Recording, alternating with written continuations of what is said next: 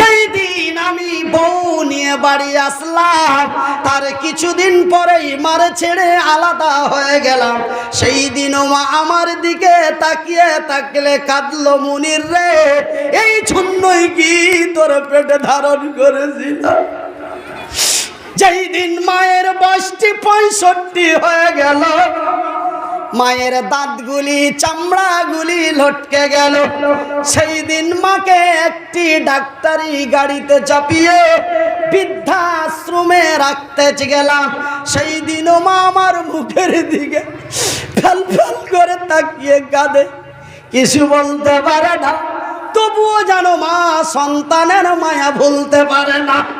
ভাইজান বন্ধুরে, একবার নয় দুইবার নয়, মা যেই দিন আমারে জন্ম দিল সেই দিন থেকে মা 6 থেকে 7 বার কাঁদলো, তবুও মা আমারে মহব্বত ছাড়তে পারল না।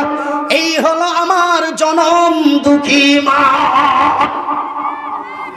আমার জনম দুঃখী মা, আমার দয়াপতি দরদিনী মা, আমার জনম দুঃখী মা, আমার দয়াপতি দরদিনী মা। মাগো মা আমার মা, মাগো মা আমার মা, তোমার মতো মায়ার জিনিস, তোমার মতো দয়ার জিনিস, তোমার মতো মিঠা জিনিস মাগো আর পাইলাম না, মাগো আর পাইলাম না।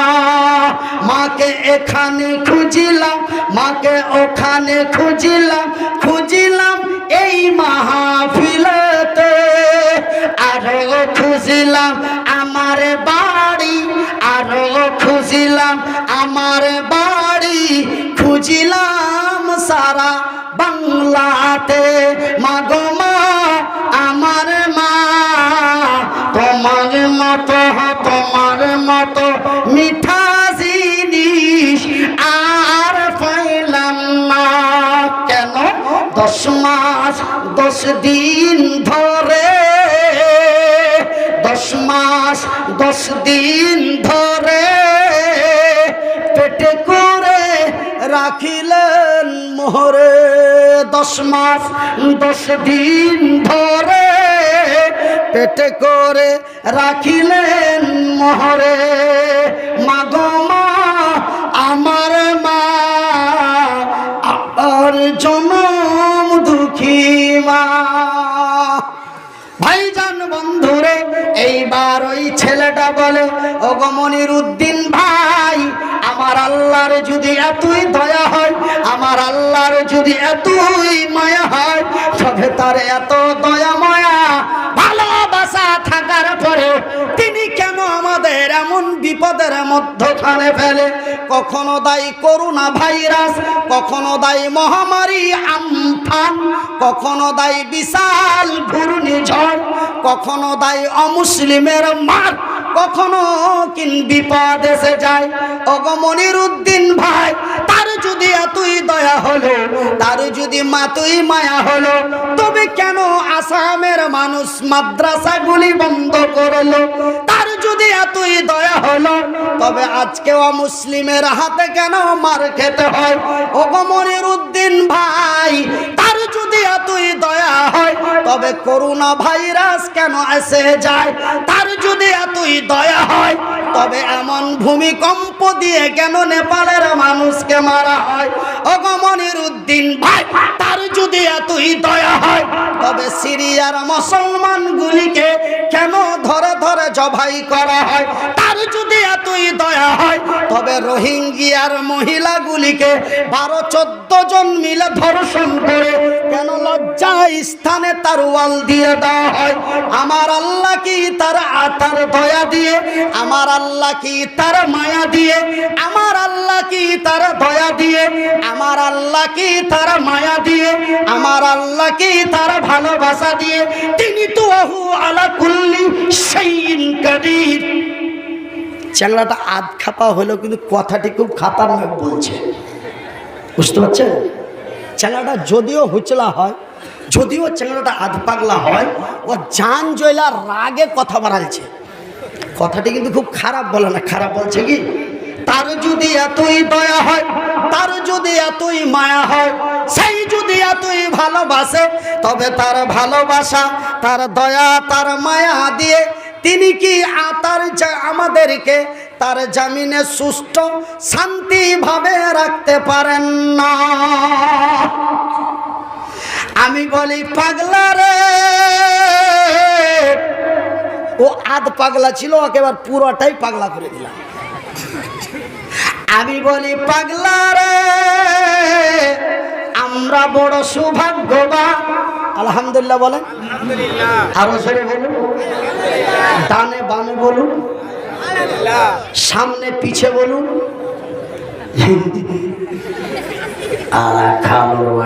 কোন জায়গাতে আল্লাহ তুই আগে পাঠাইছিলি রে? হ্যাঁ, কোন তুই পাঠাইছিলি রে আল্লাহকে রে? ভালো কথা কই দিই, এটা ফের কোনটা স্যার? আলহামদুলিল্লাহ জি, যে বাপের বিয়ে নেই কেমন জোরে বলি নারাই তাকবীর, নারাই তাকবীর, নারাই তাকবীর। আমরা বড় সৌভাগ্যবান। বলে কিসের ভাগ্যবান? আমরা করোনা ভাইরাস দিয়ে বরবাদ করে দিলে, 6 মাস ধরে লকডাউনে ফেলে দিলে, হ্যাঁ, ইনকাম সব বরবাদ হয়ে গেল। আর ভাগ্যবান ছোট মুলবি কথা ঢুড়া পাই না, খালি আন খানকা কথা কইছে। আমরা বড় সৌভাগ্যবান, জোরে বলি আলহামদুলিল্লাহ।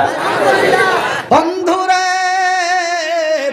খোদা না খাস্তা যদি আমরা নবী মুহাম্মাদের উম্মত না হয়ে, যদি আমরা নূহ নবীর উম্মত হতাম, না জানি কি শাস্তি দেওয়া হতো। আজকে আমরা নবী মুহাম্মাদের উম্মত হয়ে আমরা নির্যাতন করি। আঙ্গুল গুনো, আঙ্গুল গুনো, যেমন তসবিহ কেন সুবহানাল্লাহ সুবহানাল্লাহ করে আঙ্গুল গুনো। আমরা কত বাজে ওই নূহ নবীর উম্মত থেকে, আর মানে যে কি কেন, মানে যে কি আপনার মুসা নবীর কম থেকে, আর নূহ নবীর কম থেকে, আর হযরতে সালেহ সাল্লামের কম থেকে, আর হযরতে লুতের কম থেকে আমরা কত খাতরা। শুনে নাও, আমরা নবী মুহাম্মাদের উম্মত হয়ে আমরা ছিনারি করতে পারি, আমরা নবী মুহাম্মাদের উম্মত হয়ে আমরা সুদ খেতে পারি, আমরা নবী মুহাম্মাদের উম্মত হয়ে আমরা জেনা, ব্যভিচার, নির্যাতন, ধর্ষণ, নিপীড়ন, অন্যায়, অত্যাচার, অবিচার, অশ্লীলতা, বেনামাজি, ছিনতাই, সুদ, ঘুষ, রুবেলের বউকে নিয়ে করিম চলে যায়। এতগুলো অন্যায় করার পরেই সামান্য করোনা ভাইরাস দেয়। এতগুলি অন্যায়, এতগুলি অবিচার, এতগুলো অত্যাচার, এতগুলো নির্যাতন, এতগুলি নিপীড়ন, এত বেনামাজি হয়ে মা মদ খেয়ে মাতলামি করি, এতগুলো একটা একটা করে যদি গোনা যায়, মুহাম্মাদের উম্মতেরা 17টার মতো অন্যায় বর্তমানে করছে। কটা অন্যায় করছে? কটা? 17টা। কিন্তু বন্ধুরে, আমার নবীর পূর্বে একটা নবী এসেছিলেন, সেই নবীটির নাম হলো হযরতে লূত আলাইহিস সালাতু সালাম। তার উম্মতেরা, তার কিছু বদমাশ উম্মতেরা একটা অন্যায় করেছিল। কটা অন্যায় করেছিল? একটা। কি অন্যায় রে? তাদের অন্যায়টা ছিল, আমার আল্লাহ নারী বানিয়েছেন নরের জন্য। নারী কার জন্য বানিয়েছে? কথা বলেন, কথা বলেন, মারাত্মক কথা হচ্ছে। নর নারী বানিয়েছেন নরের জন্য, নর বানিয়েছেন নারীর জন্য। আমার আল্লাহ তার পবিত্র কোরআনে বলেন, ওয়া খালাকনাকুম আজওয়াজা, আমি আল্লাহ যাহা বানিয়েছি জোড়া, তবে নরের জন্য বানিয়েছে নারী, নারীর জন্য বানিয়েছে নর। নর ব্যবহার করবে নারীকে, নারী ব্যবহার করবে নরকে। নর ছাড়া নারী চলতে পারে না, নারী ছাড়া নর চলতে পারে না। উভয়ের কাছে প্রয়োজনীয় হিসাবে আমার আল্লাহ এই পৃথিবীর নর এবং নারীদের তৈরি করেছেন। একবার জোরে বলি নারায়ে তাকবীর। কিন্তু আমার ভাইয়ের, আমার বন্ধুরা, ওই হযরতে লূত আলাইহিস সালাতু সালামের কিছু বদমাশ উম্মতেরা, ওরা না পুরুষ হয়ে নারীর সাথে সহবাস করত না, ওরা পুরুষ হয়ে নারীর সাথে মিলন করত না। ওরা নারীদেরকে ব্যবহার না করে, নারীর সাথে যৌন মিলন না করে, নারীর সঙ্গে মিলন না করে তারা পুরুষের সাথে মিলন করত। আমার আল্লাহ বরদাস্ত করতে পারেন নাই। বন্ধুরে, আমার আব্বা জানেরা, তবে এখান থেকে শুনে নিন একটা কথা। আমার আল্লাহ বলেছেন, নিসাউকুম ওয়া হারসুল লাকুম, নিসাউকুম ওয়া হারসুল লাকুম। একজন নারী, একজন পুরুষ, একজন নারী, একজন পুরুষের জন্য খেতি। খেতি কাকে বলে? আমার খেতিকে বলে ভুঁই। তোমার খেতিকে কি কহে? ভুঁই কহে। আর খেতিকে ফের কেউ জমি কহে, তোর খেতিকে কহে মাশাআল্লাহ। তবে তোমার খেতিকে আর হার খেতিকে একই, আলহামদুলিল্লাহ কহে দেন। ওই কাউ কি একটু প্যাটার্ন গাড়িতে আমার চা রাখা আছে, জাপানি চা, হ্যাঁ জার্মানের চা রাখা আছে, ভালো চা। খালি যা বলবেন যে একটু চা দাও, গাড়ি মনে হয় এখানে চলে যায়, গাড়ির ভিতরে হবে না হলে অর্ঘের কাছে হবে। হ্যাঁ, একটা কাপ কিন্তু আপনার আগে লাগবে। ওইটা রফিক ভাই আছে, হয় রফিক ভাইয়ের কাছে চাবি হবে, আর না হলে ড্রাইভারের কাছে চাবি হবে। হ্যাঁ, তো কি বলছিলাম, কি বলছিলাম? ভুঁই, জমি, ভূমি বাংলায় অ্যাকচুয়ালি বাংলায় আমরা বাঙালি, বাংলায় বলে ভূমি, যেখান থেকে উৎপন্ন হয়। আমার ভাইয়ের, আমার বন্ধুরা, আমার আব্বা জানেরা, নিসাউকুম ওয়া হারসুল লাকুম, একজন নারী, একজন পুরুষের জন্য খেতি। আপনার জমি আপনি চাষ করতে গেলে কেউ বাধা দেওয়ার থাকে কি? থাকে। আপনি সকালেও হাল দিতে পারেন, আপনি বৈকালেও হাল দিতে পারেন, আপনি উত্তর থেকেও দিতে পারেন, আপনি দক্ষিণ থেকেও দিতে পারেন, আপনি সামনে থেকেও দিতে পারেন, আপনি পিছন থেকেও দিতে পারেন, ডান দিক থেকেও দিতে পারেন, বাম দিক থেকেও দিতে পারেন। কেউ আপনারা বাধা দিতে পারে না, বাধা দেওয়া সম্ভব হবে না। কিন্তু বন্ধুরে, যেই জমিটা তোমার জন্য, তোমারই জমি, সেই জমিটাই তুমি চাষ করো। ওই জমি থেকে যদি অন্য জমিতে যাও, তবে তোমার পিঠের চাম তুলে নেওয়া হবে। কথা ঠিক কিনা? আইল চাপাচাপি করতে যা মাথা ফাটাফাটি হয় না তোমার দিকে? আরে সুবহানাল্লাহ, তুমি হারকে দিকের মত নিবা। হারকে দিকে একজনকে উল্টা কোদল দেওয়ার একই বাড়িতে শেষ করতে যাবে। খালি একটু ঘাস কেটেছিল তার লেগেছি, বুঝতে পারলে? তবে বন্ধুরে, এক জমি থেকে যদি অন্য জমিতে যাও, তোমাকে যেমন পাশের জমিওয়ালা আসতে দিবে না, এমনি যেন বলা হয়েছে নিসাউকুম হারসুল লাকুম, তুমি তো একজন নারী, একজন পুরুষের জন্য খেতি। যেইভাবেই পারো, যখনই পারো চাষ করো। কিন্তু বন্ধুরে, অন্যের জমিতে যেও না, সেটা যেন যাওয়া বড় অন্যায়, পাশের জমিওয়ালা যেন মেনে নিতে পারবে না। ঠিক এখানেই দ্বিতীয় একটি শব্দ ব্যবহার হয়েছে, ইল্লা দুব্বুর, ওই জমি থেকে এই জমিতে আসিও না। ওইখানে যদি তোমার জমির আইলের পাশের জমিতে যদি যেতে নিষেধ করা হয়, তবে এক দেশের জমি থেকে আর এক দেশের জমি কেমন করে চাষ করতে পারো? এটা কি কম বড় অন্যায়?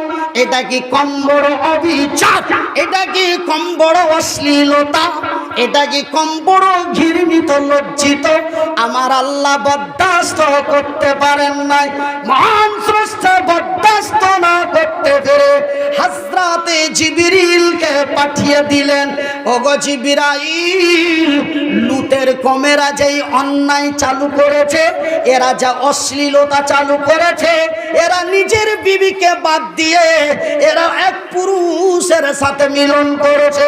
ওগো জিবরাইল, লুতকে বলে দাও, ওগো জিবরাইল, লুতকে খবরটা দিয়ে দাও, আমি তাদের রাখবো না, আমি তাদের বরবাদ করে দেব। ভাই গো, আমার আল্লাহ বরদাস্ত করতে পারেন নাই হযরতে লূত আলাইহিস সালাতু সালামের ওই বদমাশ কওমগুলিকে। আমার আল্লাহ বরবাদ করে দিয়েছে, মাটির উপর থেকে মাটির নিচে পাঠিয়ে দিয়েছে, ধুলিসাৎ মরুভূমি করে দিয়েছে। রে আমার মুসলমান ভাইরা, রে আমার ভারতের বন্ধুরা, রে আজকের মা বোন খালা বাবারা, এত অন্যায় অবিচার অশ্লীলতার করার পরেও, এত অন্যায় মাতলামি মসুদখোরি ব্যভিচারী চেনাকারী মিথ্যা শয়তানি রাহাজানি, এতগুলি অন্যায় করার পরেও আমার আল্লাহ আমাদের সুস্থ রেখেছেন। আমার আল্লাহ সামান্য ছোট ছোট আযাব দিয়ে, ছোট ছোট গজব দিয়ে আমাদের একটু পরীক্ষার দিকে ফেলে। আমার নবীর বলে যাওয়া কথা, আমার নবীর বলে যাওয়া কথা, রে আমার উম্মত উম্মতিরা, তোমরা এমনই অন্যায় অত্যাচার করো না, তোমরা এমনই অশ্লীলতা অবিচার করো না।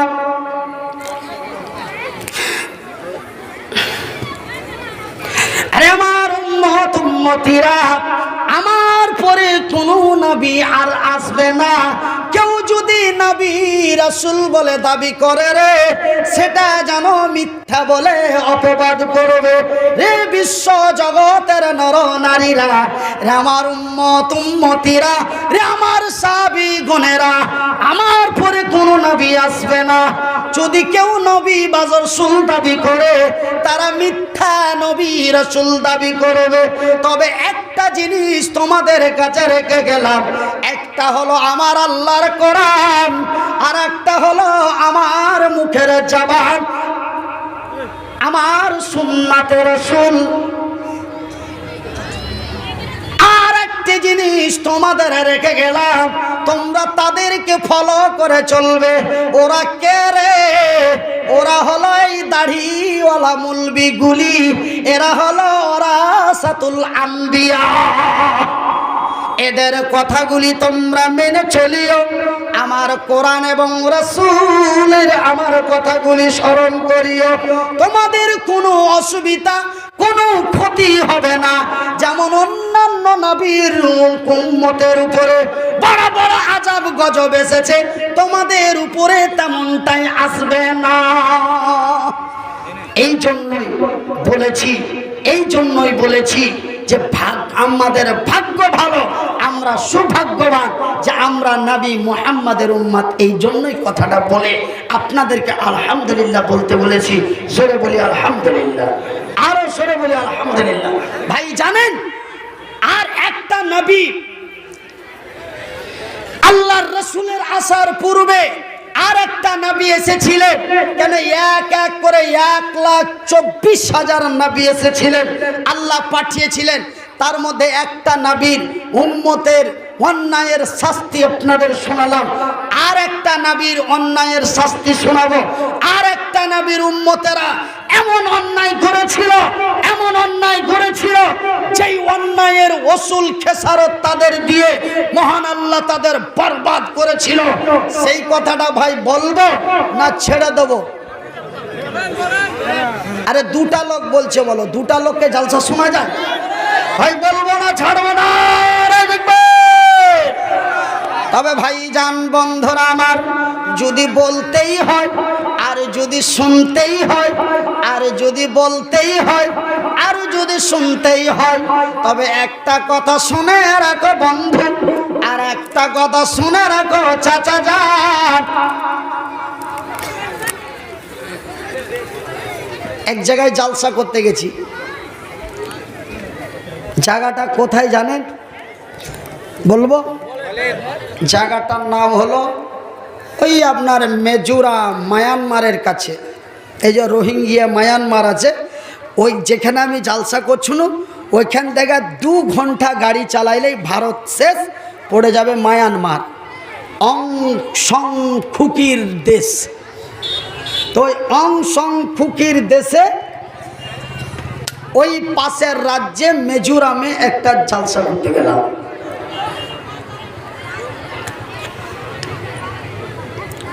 তো ওখানে জালসা করতে গিয়েছি,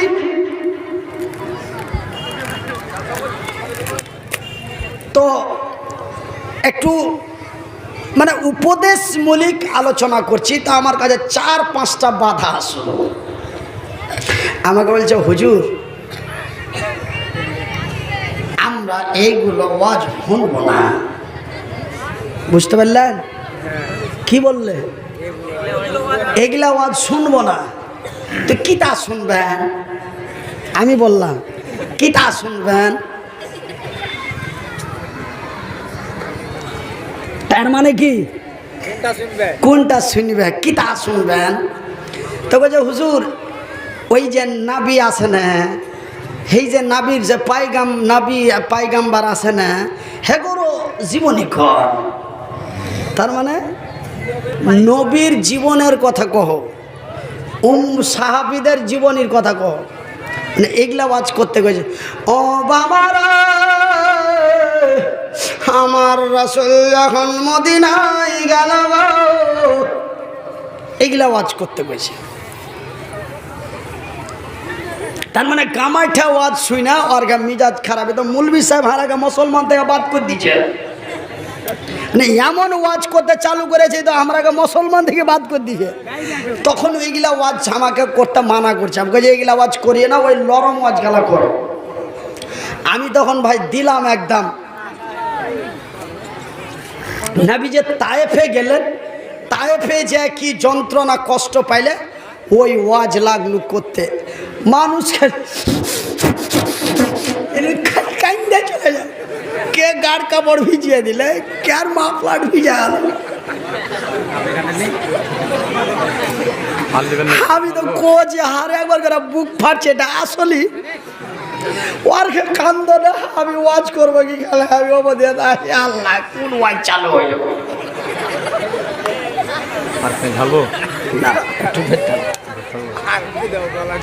ভাইজি। ওয়ার্গে ব্যাগ কোলার কান্দন দেখে আমি ওয়াজ কি করবো, আমি খালি বড় বড় চোখের তাই যে কাজ হয়ে গেছে। এরা এতই নবীর পাগল, এরা এতই সাহাবীদের পাগল, তো দেখি এরা কতই পাগল। তখন আমি বললাম, বাবারা, ওগো আমার আম্বাসানেরা, ওগো আমার আম্মাসানেরা, যারা নবীর পাগল হয়েছে গো, যারা নবীর পাগল হয়েছে গো, রে নবীর পাগলেরা, আমার রাসূল দয়ার নবী বিশ্বের নবী বলেছেন, মান বানা লিল্লাহি মসজিদান বানাল্লাহু লাহু বাইতান ফিল জান্নাহ। রে নবীর পাগলেরা, রে নবীর আশিকেরা, রে নবীর দিওয়ানারা, আমার রাসূল বলেছেন, মান বানা লিল্লাহি মসজিদান বানাল্লাহু লাহু বাইতান ফিল জান্নাহ। যারা আল্লাহর ঘর বানায়, আল্লাহ তাদের ঘর বানায়। আল্লাহর ঘর বানা হয় এখানে, আল্লাহ তার আবার আমার বান্দার ঘর বানাই তার জান্নাতে। রে নবীর পাগলেরা কে আসো গো, নবীর এই হাদিসটার সম্মান দিয়ে, নবীর এই হাদিসটার উপরে আমল করে এই টিনের মসজিদের জন্য টাকা 10,000 দেবে। যখনই কয়েছি জি ভাই, কয়ে চল ওয়াজ হয়ে গেছে, চল বাড়ি। তোরা নবীর পাগল রে না তোরা নবীর দুশ্মন, এগুলা কথা তোরা বুঝে না, রাগ করে বলে দিল। তোরা নবীর পাগল না তোরা নবীর দুশ্মন? ওর কিতা কইলেন হুজুর? বুঝতে না পারে কি কইলেন, আর আমি কিন্তু দিয়ে দেখি পড়বড়িয়া। তোরা নবীর পাগল না তোরা নবীর দুশ্মন? এতক্ষণ নবীর কথা শুনা পাঞ্জাবি ভিজিয়ে দিলি। আর আল্লাহর রসুল বলেছে বুখারী শরীফের হাদিস, যে যারা আল্লাহর ঘর বানায় আল্লাহ ওদের ঘর বানায়। আল্লাহর ঘর বানায় হয় সুট্টা পাড়িতে, আর আল্লাহ বান্দার ঘর বানায় তার জান্নাতে। এত বড় কথাটার বেজ্জতি করে তোরা উঠে চলে গেলি। তোরা নবীর পাগল লইস, তোরা নবীর দুশ্মন, তোরা নবীর শত্রু। কেন আল্লাহর ঘরের লেগা তোর কাছে হাত বাড়াইলু, তোরা একটু আগে কাইন্দা পাঞ্জাবি ভিজালি, আর এখনই ফের নবীর কথা শুনা পালিয়ে গেলি। এটা নবীর পাগল লয় রে। নবীর কথাকে মেনে আল্লাহর জমিনে চলাই হলো নবীকে মানা। তবে ভাইজি, আমি ওইখানকারই মতনই আপনারা যে সবাই মেলে হ্যাঁ বলেন, হ্যাঁ বলেন, ও কত লাগে ওয়াজ শোনার মামুল বেটারা, কত ওয়াজ শুনবে? হ্যাঁ হ্যাঁ বলো দেখি, কত বলতে বলেন। আমি ওয়ার্কে মতন করি আপনারাকে পরীক্ষা করবো আজ। দেখি ওয়াজ শুনলেন না ওয়াজ মানলেন, ওয়াজ শুনলেন না ওয়াজ মানলেন, ওয়াজ শুনলেন না ওয়াজ মানলেন। নবীর আশিক না নবীর প্রেমিক, নবীর কথা মানে না নবীর কথা শুনে। মাত্র 15টা মিনিট আপনাদের একটু যাচাই করব। ভাইজান বন্ধুরা আমার, আমি প্রথমে একটা কথা বলেছি। রাসূল বলেছেন বুখারী শরীফের হাদিস, আল্লাহ মাসলুমের দোয়া কবুল করে। রাসূল বলেছেন বুখারীর হাদিস, আল্লাহ মুসাফিরের দোয়া কবুল করে। রাসূল বলেছেন বুখারীর হাদিস, আল্লাহ মায়ের দোয়া কবুল করে। রাসূল বলেছেন বুখারীর হাদিস, যারা মসজিদ বানায় তারা যারা মসজিদ বানায় আল্লাহ তাদের ঘর বানায়। যারা মসজিদ বানায় আল্লাহ তাদের ঘর বানায়। যারা মসজিদ বানায় আল্লাহ তাদের ঘর বানায়। এটাও বুখারীর হাদিস, ওটাও বুখারীর হাদিস। এই বুখারীর হাদিস দুটোকে সামনে রেখে আমি এই মতো হাত দুটি দিয়ে দোয়া করব। আছেন কোনো আব্বা, আছেন কোনো আম্মা আপনাদের এই বোতলবাড়ি এই এলাকাটায়? আমি অনেক দিন পরে এসেছি। গতবার মনে হয় এইদিকে কোথায় এক জায়গায় এসেছিলাম, অতগুলো স্মরণে